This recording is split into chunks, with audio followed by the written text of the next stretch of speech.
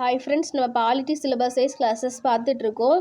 அதில் இன்றைக்கி நம்ம என்ன பார்க்கலாம்னா, தகவல் அறியும் உரிமை சட்டத்தை பற்றி நம்ம இன்றைக்கி டீட்டெயிலாக பார்க்கலாம்.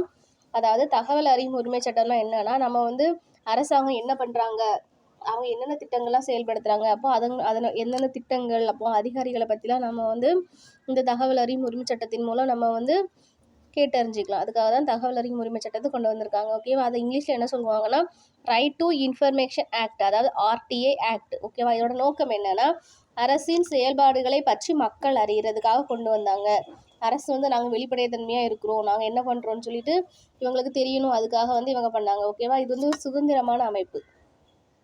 இப்போ தகவல் அறியும் உரிமை சட்டத்தை மக்களவையில் எப்போ கொண்டு வந்தாங்கன்னா, மே 11, 2005.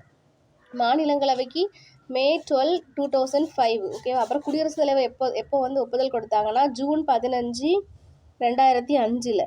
அப்புறமா அரசினுடைய இதழில் தகவல் அறியும் உரிமை சட்டத்தை பற்றி எப்போ கொண்டு வந்தாங்கன்னா, ஜூன் 21, 2005. அப்புறம் லாஸ்ட்டாக எப்போ நடைமுறைப்படுத்தினாங்கன்னா, அக்டோபர் 12, 2005 தான் தகவல் அறியும் உரிமை சட்டத்தை நடைமுறைப்படுத்தினாங்க. ஓகேவா?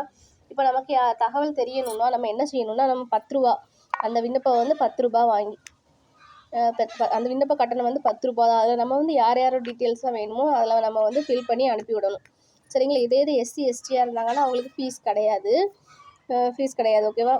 அதாவது அதுக்கப்புறமா என்ன செய்வாங்கன்னா, நம்ம அவங்களுக்கு அனுப்பி விட்டதுக்கப்புறமா அவங்க ஒரு 30 நாளைக்குள்ளாடி நமக்கு சொல்லணும். நம்ம என்ன கேட்டிருக்கோமோ அதுக்கு அவங்க 30 நாள் நமக்கு விளக்கம் கொடுக்கணும். இதே இது மனித உயிர் சம்மந்தமாகவோ சுதந்திரம் சம்மந்தமாகவோ நம்ம கேட்டிருந்தோம்னா 48 மணி நேரத்தில் அவங்க நமக்கு ரிப்ளை பண்ணணும். சரிங்களா? இப்போ அவங்க நம்ம தகவல் கேட்டிருக்கோம், ஆனால் அவங்க தர லேட் பண்ணாலோ தர மறுத்தாலோ, பாருங்கள், தகவல் அலுவலர் தர மறுத்தாலோ காலம் தாழ்த்தினாலோ தவறான தகவல் நமக்கு கொடுத்தாலும் அவங்களுக்கு அபராதம் கொடுப்பாங்க. நம்ம யாருக்கு கேட்டிருக்கோமோ அந்த அதிகாரிக்கு அபராதம் கொடுப்பாங்க. 250 ரூபாயிலேருந்து 2500 ரூபாய் வரைக்கும்.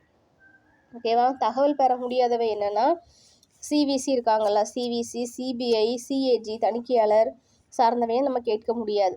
அதாவது சிறப்பு எல்லை பாதுகாப்பு படைகள், ஏன்னா பாதுகாப்பு படைகள் அவங்க ஒரு திட்டம் போட்டு வச்சுருப்பாங்க, அவங்களோட நம்ம கேட்டு தெரிஞ்சுக்க முடியாது. அதே போல் சிஏஜிலாம் பார்த்திங்கன்னா தணிக்கையாளர், இந்தியாவோட நிதி எல்லாமே அவங்க தான் பார்த்துக்கிறாங்க. நிதி எவ்வளோ செலவாகுது எல்லாமே அவங்க தான் பார்க்குறாங்க.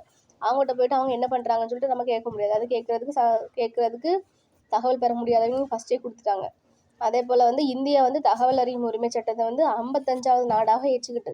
ஓகேவா? அடுத்து அதிகார வரம்பு என்னலான்னா, நம்ம சட்டம் தொடர்பானது, நிர்வாகம் தொடர்பானது, நீதித்துறை தொடர்பானது, அரசு சார்ந்தது, அரசு சாரா தொடர்பானவை, பாராளுமன்றம் சார்ந்த எல்லா டீட்டெயில்ஸுமே நமக்கு தெரியணும்னா நம்ம தகவல் அறியும் உரிமை சட்டத்தின் மூலம் நம்ம தெரிஞ்சு கொள்ளலாம். ஓகேவா? இப்போ நம்ம இதில் ஈஸியாக தான் இருக்கும், பார்த்துக்கோங்க. இவ்வளோ தான் நம்ம குரூப் லெவலுக்கு இவ்வளோ படித்தா போதும். ஓகேவா? நம்ம நெக்ஸ்ட் வீடியோவில் தேர்தல் ஆணையம் எப்படி செயல்படுறாங்கன்னு சொல்லி பார்க்கலாம் ஃப்ரெண்ட்ஸ். தேங்க்யூ.